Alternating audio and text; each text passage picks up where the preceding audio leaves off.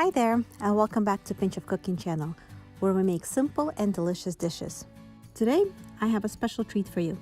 I will be showing you how to make the famous hot chocolate bombs. And on top of that, I'll show you an easy way to make them without using a silicone mold. If you haven't seen these before, hot chocolate bombs are hollow chocolate spheres filled with hot chocolate powder, mini marshmallows, and when you put it in a cup and pour hot milk, the bomb spins, melts, and then bursts out with little marshmallows. They're a fun treat and would make a great holiday gift for friends and family. Let's begin.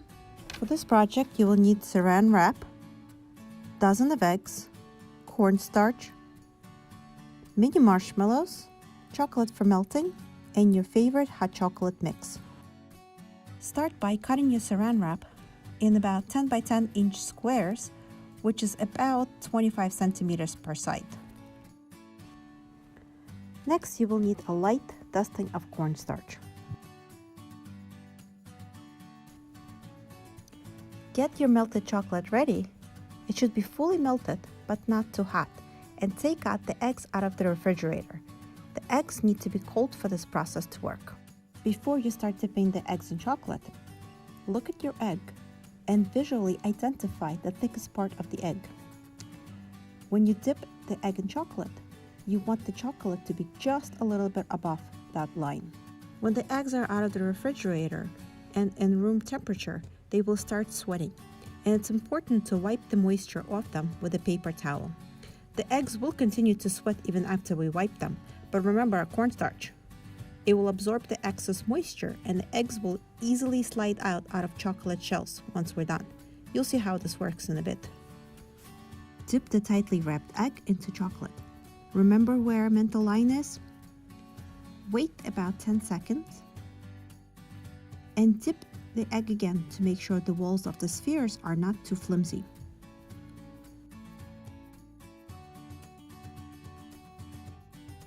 Carefully set the egg inside the empty egg carton.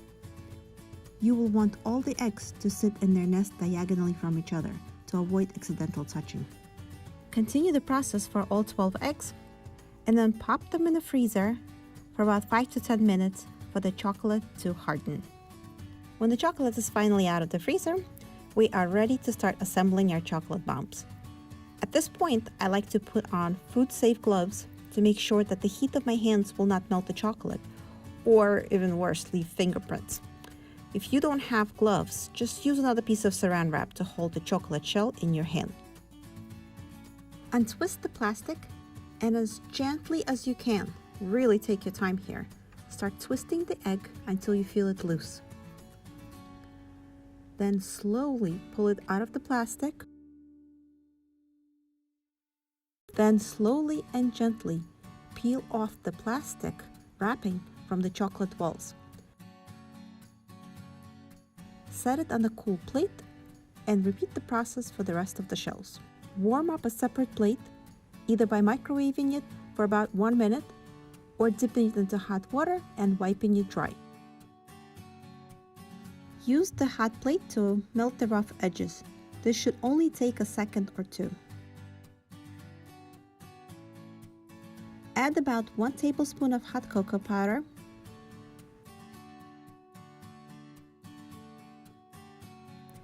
and stuff as many mini marshmallows as you can fit in. Melt the rough edges of a second half of the sphere and close the chocolate bomb. The melted edges is enough to seal the bomb, and the seal doesn't have to be perfect, just enough to seal without any gaps.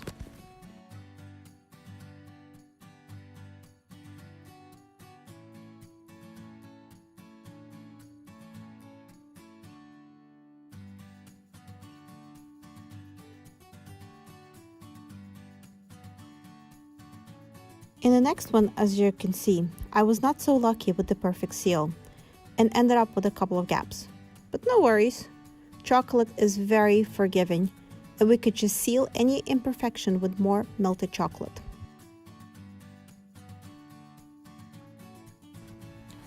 After you finish sealing all your spheres, just put them back in the refrigerator for a couple of minutes to make sure all the chocolate is hardened. The chocolate spheres are ready and we could use them, but I like to drizzle them with a bit of white chocolate just to make them a little bit more presentable. Now it's time to make hot chocolate. And as I found out, there is an art to pouring. On my first attempt, my milk was boiling hot and the cup had straight edges, and the bomb didn't spin or burst. It just kind of melted. Still tasty, but not much of a visual effect. On my second try, I took a cup which was narrower on the bottom and I used slightly cooler milk and it worked out much better. Just look at it. It spins, melts a little, and bursts out with little marshmallows, which is exactly what we wanted. Hope you all enjoyed this tutorial. Let me know what you think in the comments, and thank you so much for watching. Please subscribe to our channel for more awesome content.